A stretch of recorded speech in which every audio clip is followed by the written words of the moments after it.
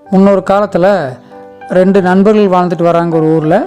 அதில் ஒருத்தன் வந்து ரொம்ப நல்லவன், இன்னொருத்தன் வந்து யதார்த்தமானவன் கிடையாது, கொஞ்சம் கெட்டவன் உள்ளவன்.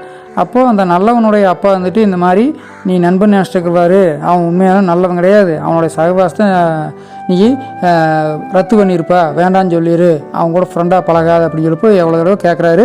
ஆனால் அவன் கேட்டதா இல்லை. அப்படி இருந்தால் அவன் வந்து உன்னை ரொம்ப ஏமாற்றிடுவான், அவன் கெட்டனக்காரன்ப்பா, வேண்டாம்ப்பா அப்படின்னு சொல்லி எவ்வளோ தடவை சொல்கிறாரு யார், அந்த நல்லவனோட அப்பா. ஆனால் அவன் கேட்டதில்லை. சரி உனக்கு இதை நிரூபிக்கிற அப்படின்னு சொல்லி போட்டு ஒரு நாள் நிரூபிச்சுட்டானா தான் நீ நம்புன்னு சொல்லி போட்டு நீ என்ன பண்ணுறீங்கன்னா ஒரு பெட்டியில் சில நகைகளை போட்டு தர, 2 நல்ல பெரிய பூட்டு போட்டு தர்ற, அதை கொண்டு போய் உன்னோட நண்பங்கிட்ட கொடுத்துட்டு வா, நம்ம வெளியூர் போயிட்டு வரோன்னு சொல்லிடல. கொஞ்ச நேரம் கழித்து வந்து அவங்ககிட்ட கேட்கலாம் என்ன நடக்குதுன்னு பாரு அப்படின்னு சொல்லி போட்டு அவங்க அப்பா சொல்கிறாரு.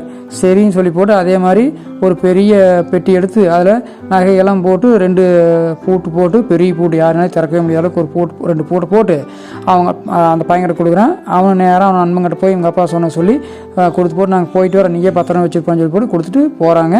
போனதுக்கப்புறம் கொஞ்ச நாள் கழித்து திரும்பி வர்றாங்க யார், அப்பனும் அந்த நல்ல பையனும் வர்றாங்க. வந்ததுக்கப்புறம் நேராக அவன் வீட்டில் போய் வாங்கிட்டு வாடா அப்படின்னு சொல்லி அவங்க அப்பா சொல்கிறார். நேராக அவன் ஃப்ரெண்டு வீட்டுக்கு போகிறான்.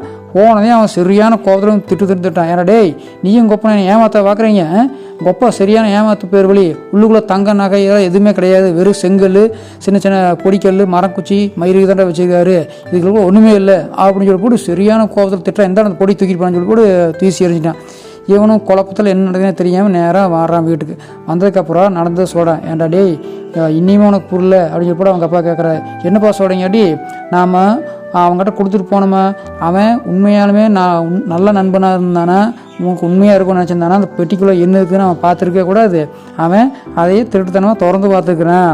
உண்மையாலுமே அதில் நகை இருந்துன்னா அவன் வச்சுருப்பேன், ஒன்றுமே இல்லைங்க அடுத்து இப்படி கோவப்பட்டு உன்னை திட்டி தூக்கி போட்டிருக்கிறான், இப்போ அது புரிஞ்சுக்க அப்படின்னு சொல்லி அவங்க அப்பா சொல்கிறாரு. அப்போ தான் அவனுக்கு புரியுது நல்லவனாரு கெட்டவனாருன்னு.